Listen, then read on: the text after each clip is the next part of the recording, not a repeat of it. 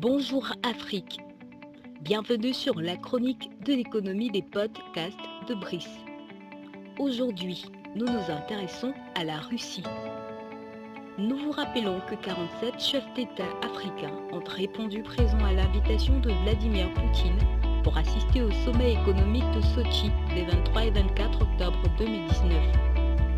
Aujourd'hui, nous recevons Joseph Liaoula, analyste et responsable de programme chez Orin Consulting Group. Monsieur Léa, pourquoi la présence de la Russie en Afrique est-elle une opportunité économique et quelle est sa stratégie?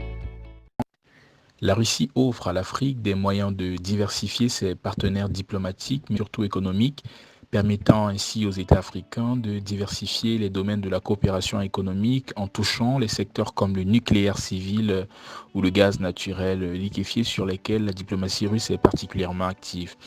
La Russie s'est réellement retournée vers l'Afrique après le train de sanctions occidentales qui a frappé son économie au lendemain de l'émergence de l'insurrection séparatiste dans le Donbass, à l'est de l'Ukraine. Elle recherche en Afrique non seulement de nouveaux débouchés pour son industrie touchée par les sanctions, mais aussi une clientèle pour son industrie de l'armement, secteur dans lequel elle occupe la deuxième place mondiale juste derrière les États-Unis d'Amérique.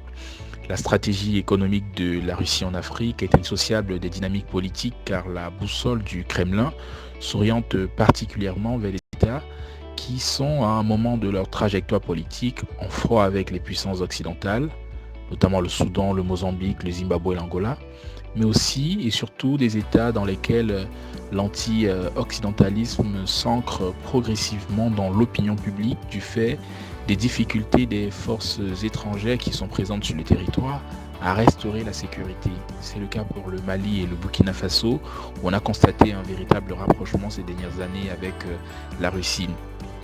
La Russie trouve effectivement dans ces territoires une fenêtre d'opportunité dans laquelle elle s'engouffre et se pose ainsi en même temps en alternative sécuritaire, en solide allié politique pour les régimes en place, mais aussi en partenaire économique. La Russie offre à l'Afrique des moyens de diversifier ses partenaires diplomatiques. Merci auditeurs de Brice.